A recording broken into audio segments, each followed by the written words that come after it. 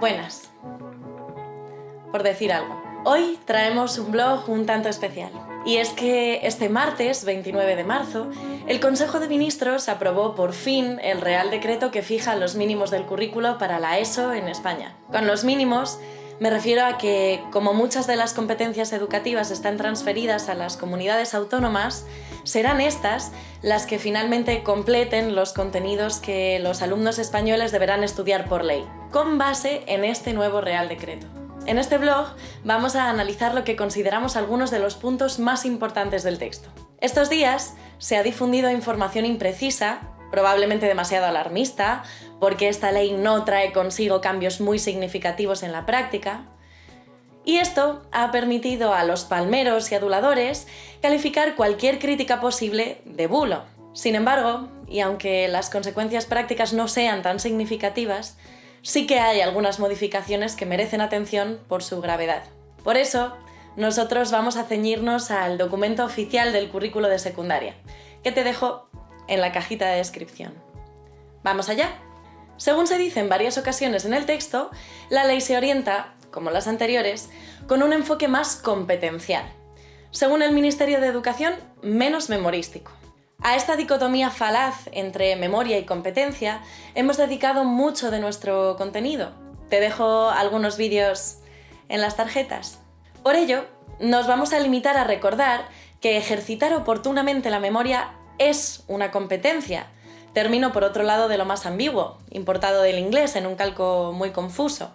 Y también que cualquier otra competencia o destreza práctica, que parece ser como se entiende competencia, precisa inevitablemente de la memoria, se entrene esta como se entrene. Aquello que se aprende, si se aprende, se fija en la memoria, ya sea un procedimiento o un dato, ya sea el camino de vuelta a casa, el nombre de la capital de Irán o cómo hallar las asíntotas de una función.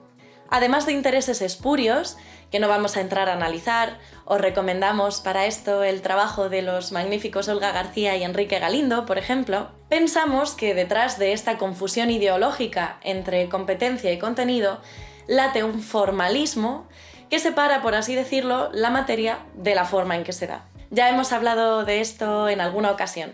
Os dejamos un pequeño fragmento. Sobre saber hacer y las competencias. El problema de todo este modelo basado en competencias es que parte de una noseología, de una teoría del conocimiento con unas bases muy, muy frágiles. Entonces, evidentemente, como decía Lucía, no es este el lugar para ponernos a hacer teoría del conocimiento o teoría de la ciencia, pero es que cada disciplina tiene sus propios saberes y saber hacer. Cada disciplina tiene sus propios términos, sus propias operaciones y sus propias relaciones. Saber hacer una raíz cuadrada es útil independientemente de si necesitas o no una calculadora, de si tienes o no las tecnologías que te permitan hacerlo, porque permite desarrollar el tipo de razonamiento que es propio al campo de la aritmética o de las matemáticas. Es decir, te permite realizar las operaciones propias del campo de las matemáticas. Y en el caso de la historia, lejos de, desde mi punto de vista, estar hecho el Imperio Romano o lejos de estar la historia, las operaciones del campo de la historia implican cosas como la recogida de documentos, su reinterpretación. Entonces la historia se está haciendo continuamente. Lo que pasa es que no se hace en el mismo sentido en el que se hace una raíz cuadrada o no se hace en el mismo sentido en el que se hace un puente si uno es ingeniero. Por otro lado, se dice en el Real Decreto que se busca que el aprendizaje sea más accesible conectándolo con la vida de los alumnos, con un contexto más cercano a ellos. Sin embargo, el papel de la institución educativa no es el de reforzar el conocimiento del mundo, errado o no, que ya tengan los alumnos. Para eso no hacen falta ni profesores ni centros educativos. Lo que se hace en la escuela, justamente, es poner en contacto a los alumnos con aquello que aún no saben, que también es parte de su mundo en la medida en que es parte del mundo, y que socialmente consideramos que deberían saber por distintas razones. Aquello que, dependiendo del caso, no podrían aprender en ningún otro lugar porque no hay ninguna otra institución dedicada específicamente a su transmisión. A veces, estos conocimientos reforzarán efectivamente sus creencias y en otras ocasiones las sacudirán por resultar incompatibles con ellas. La escuela, por tanto, es un espacio inseguro, como dirían Marino Pérez y José Rasti, en que las presunciones de cada uno deben enfrentarse, por un lado, a las de los demás, y por otro lado, al corpus de conocimientos de cada disciplina.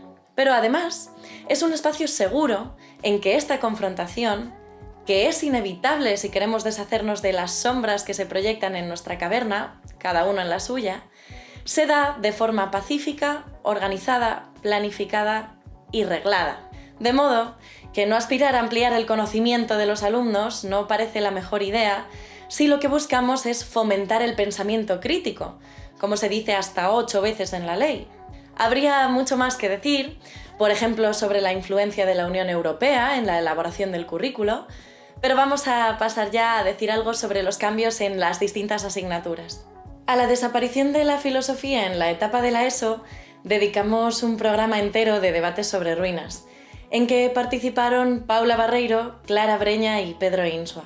En este debate se desarrolló más largamente este asunto y otros relacionados con los cambios en el currículo de secundaria, como por ejemplo el asunto de las matemáticas con perspectiva de género que desgranó magistralmente Clara Breña. Os animamos a verlo entero, pero para este blog vamos a rescatar un fragmento pequeñito en que ya os contamos nuestra posición al respecto. No, sin filosofía la escuela no se vacía, tampoco de pensamiento crítico. En la escuela conviven saberes plurales, sustantivos, al menos de momento, y en algunos casos también críticos, por ejemplo las ciencias, que construyen verdades reorganizando la realidad. Pero la filosofía es el único saber de segundo grado capaz de ordenarlos y jerarquizarlos, y de resolver las contradicciones entre ellos. Es labor de la filosofía ofrecer un panorama de conjunto que coordine las verdades de cada uno de estos saberes. También es su labor, por tanto, establecer los límites del alcance de cada una de las otras asignaturas, tanto como cuestionar el sistema de ideas, valores y creencias del presente.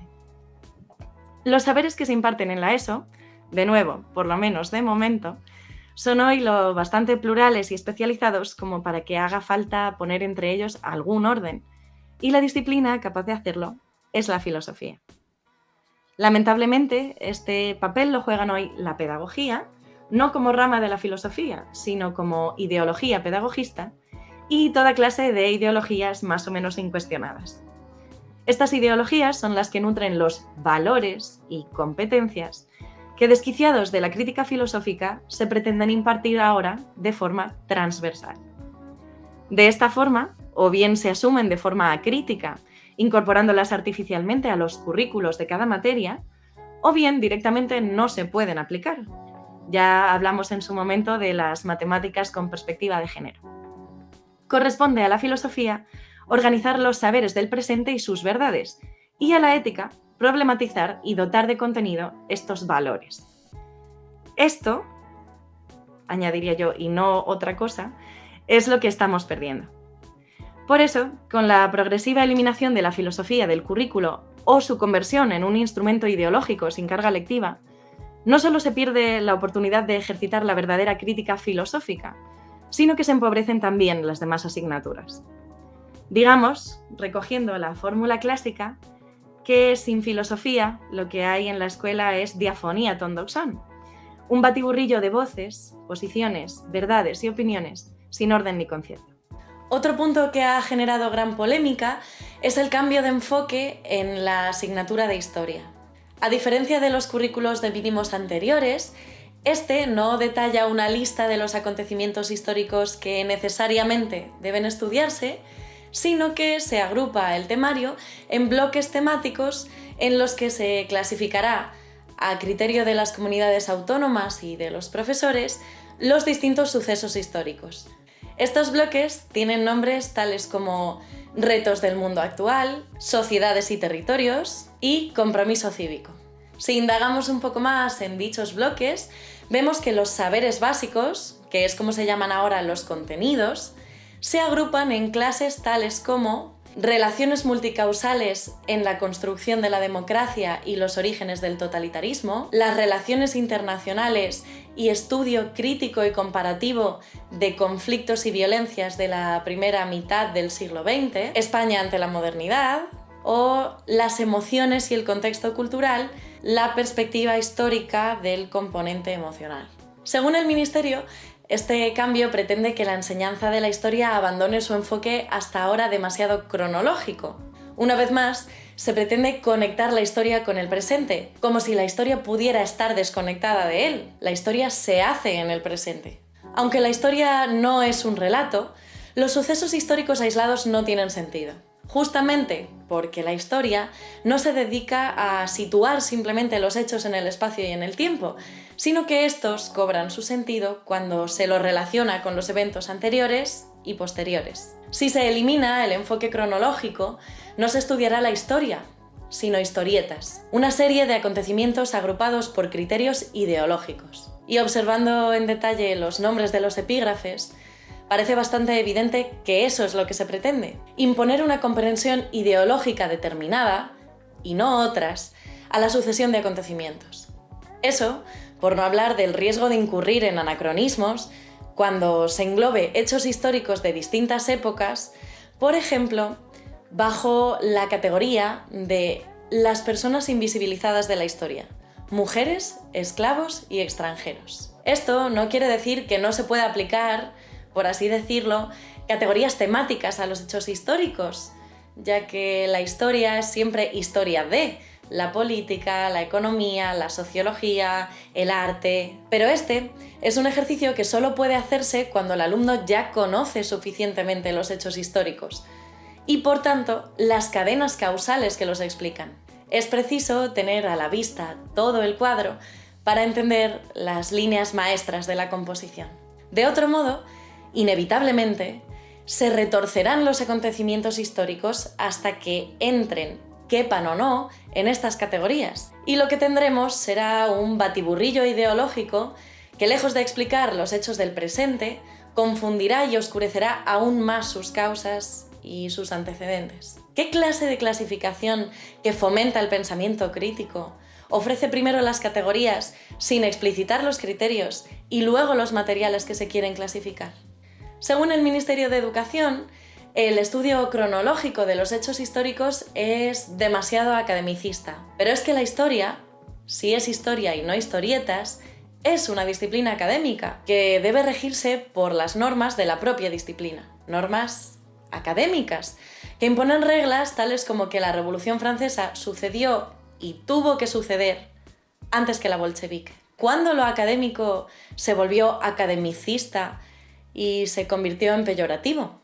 Paradójicamente, o no tanto, el currículo de historia se vuelve así mucho más abstracto. De acuerdo con el texto, los alumnos deben ser capaces de manejar ideas como esta: tiempo histórico, construcción e interpretación de líneas de tiempo a través de la linealidad, cronología, simultaneidad y duración. ¿Cómo van a poder comprender estas ideas tan complicadas si no trabajan con los materiales que les dan sentido, que son los hechos históricos? No resulta extraño, entonces, que haya quien piense que detrás de esta interpretación de la historia, que podríamos calificar de acrónica más que de acronológica, porque estudia los hechos aislados, fuera de su espacio y de su tiempo, hay intereses ideológicos. Además de toda la perspectiva socioemocional e identitaria, nos preocupa especialmente uno de ellos por el momento político que vivimos en España.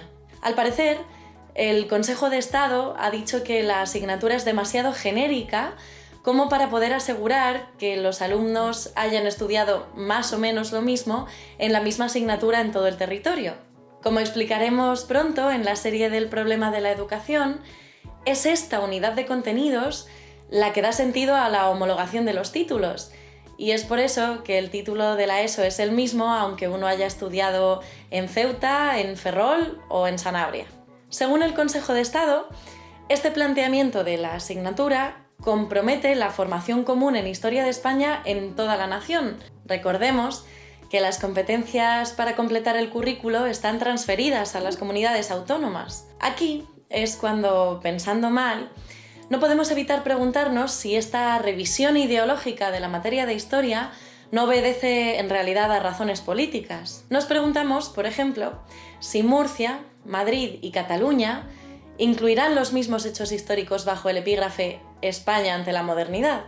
Pues eso. Además, en este currículo aparecen otras asignaturas que o bien tenían otro nombre o bien se ofertan por primera vez. Vamos a verlas, aunque sea por encima. De la asignatura de Valores Éticos y Cívicos, que no es lo mismo que ética, ya hablamos largo tiempo en el debate. Por nuestra parte, suscribimos completamente lo que dijo al respecto en aquel momento Pedro Insua. Una vez más, os recomendamos que veáis ese vídeo. Por otra parte, aparece la materia de digitalización.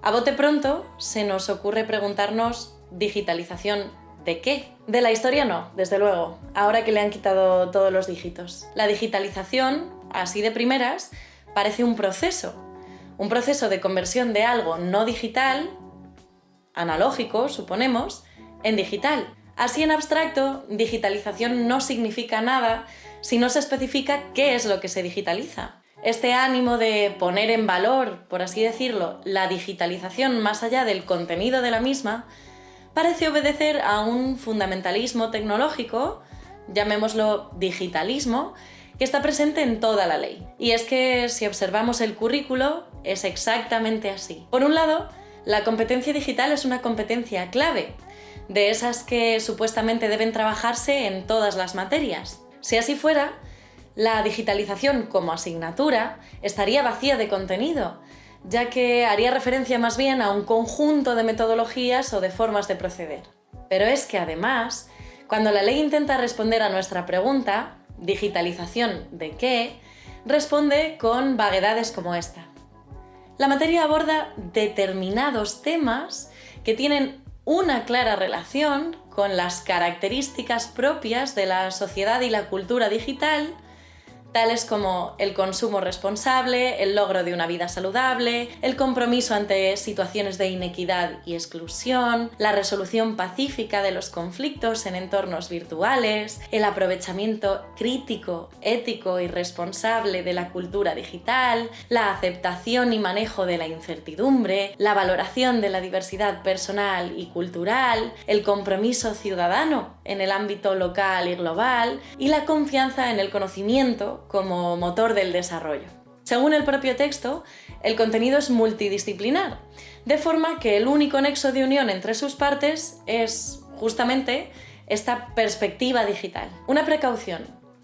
Nosotros no negamos que deba haber una asignatura que trate contenidos relacionados con las llamadas tecnologías de la información y la comunicación. Al contrario, más bien nos parece imprescindible. Es más, probablemente tiene mucho más sentido integrar los saberes sustantivos relacionados con las tecnologías en una materia que convertir la digitalización en una competencia clave, forzando a los profesores de distintas materias a un uso a veces exagerado de estas tecnologías que a menudo no casa bien con los contenidos de sus materias o con las operaciones propias de su campo. Y de hecho, si acudimos a los contenidos o saberes básicos y no a la ideología, encontramos temas tan relevantes como seguridad y protección de datos y sistemas operativos. Es la ideología que les da aparente unidad, este digitalismo, lo que aquí criticamos, porque hace parecer unido lo que en realidad está desconectado. Esta ideología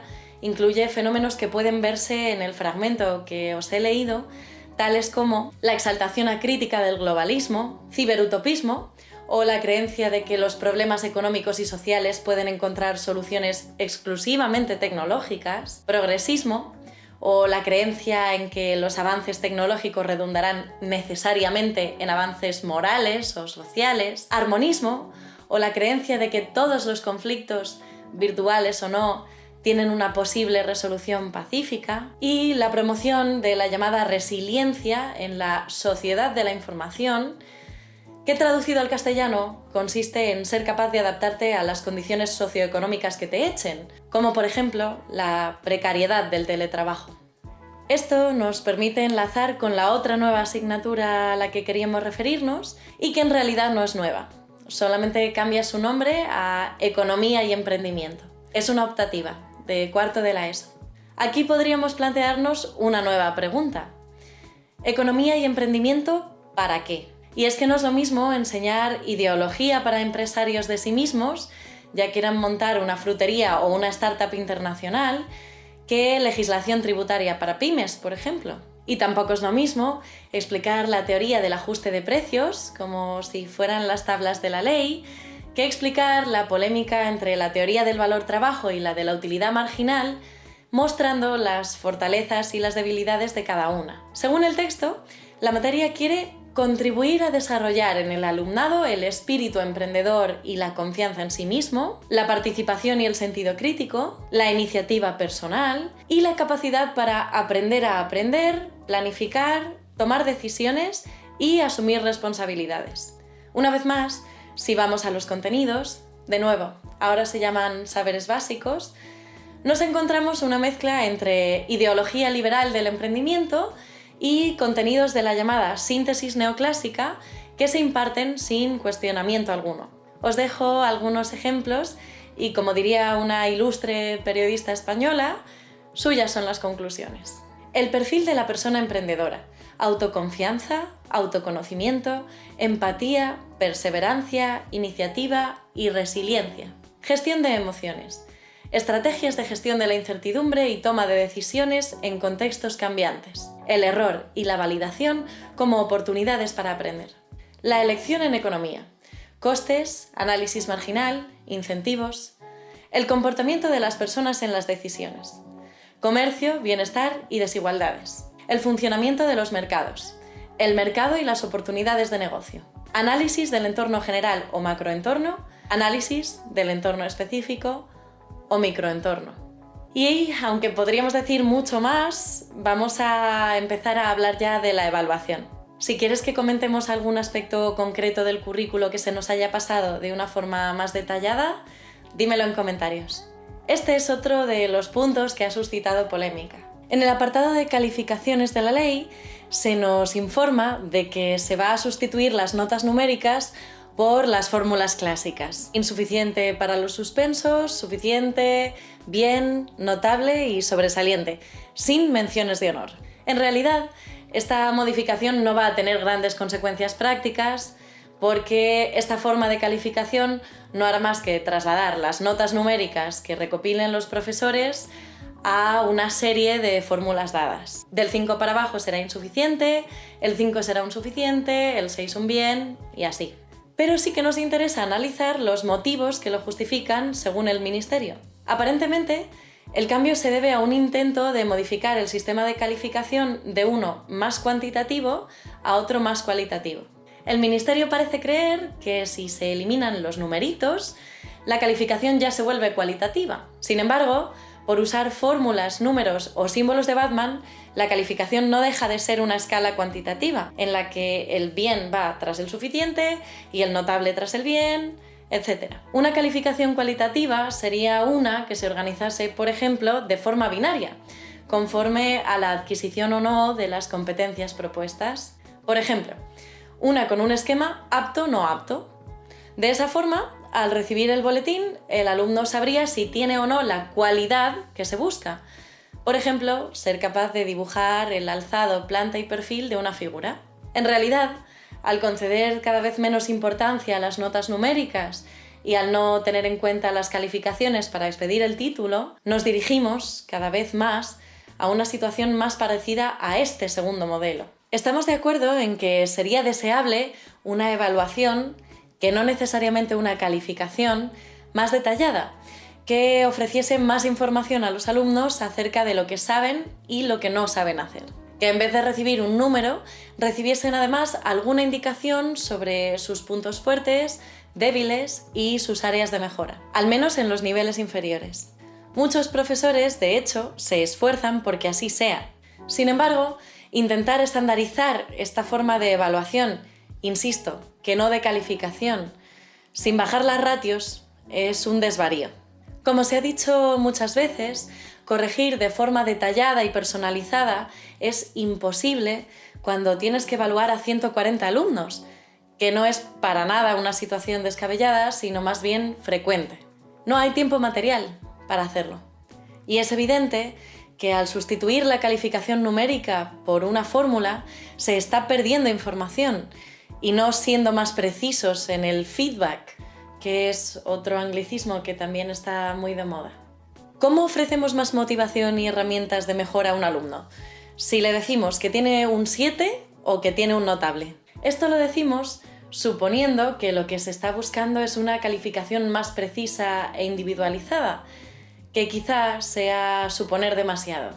En realidad, pensamos que la motivación tiene más que ver con lo que podríamos llamar, en términos del Ministerio, el componente socioemocional de las calificaciones numéricas. Detrás de este rechazo por los números naturales, hay en realidad una creencia en que recibir una mala nota puede afectar psicológicamente de forma negativa a los alumnos y crear diferencias entre ellos. Pero una vez más, se equivocan por dos razones.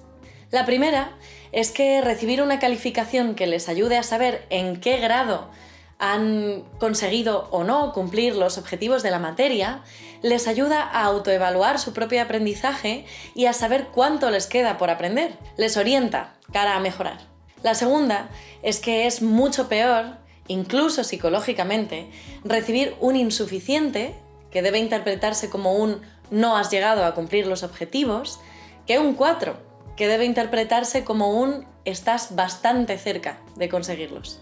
Calificando de igual forma al que tiene un 1 que al que tiene un 4, se logra que el del 1 no sepa cuánto le queda por trabajar y que el del 4 se desmotive sabiendo que su esfuerzo ha sido insuficiente, pero no por cuánto. Y este ejercicio se podría hacer para todos los demás casos. Aquel que haya obtenido un notable no sabrá lo lejos que está del sobresaliente, si es que aspira a obtenerlo, o del bien. También en el caso del que tenga un sobresaliente y en el caso de los alumnos que aspiren a la máxima puntuación. Se podrá objetar que los alumnos no deberían aspirar a tener mejores notas, sino a aprender más.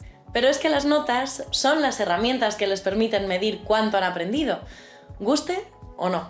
Como consecuencia, se logrará que aquellos que no se esfuerzan continúen sin hacerlo, que aquellos que podrían mejorar con un pequeño esfuerzo se desmotiven y que los que aspiran a las mejores calificaciones no vean la necesidad de hacer el esfuerzo extra que se convertiría en la nota máxima y que ahora no tendrá reflejo alguno en sus resultados. Esta ley profundiza en la tendencia iniciada por leyes anteriores. Lo que se busca es que superar un curso o una etapa sea cada vez más sencillo. De esta forma, se devalúan los títulos, al prácticamente regalarlos, y se estafa a buenos y malos estudiantes por igual. Hace unos meses escribí un artículo sobre esta cuestión que te dejo en la cajita de descripción y en él indagaba sobre las causas del desprestigio del mérito y trataba de diferenciar el mérito de la excelencia.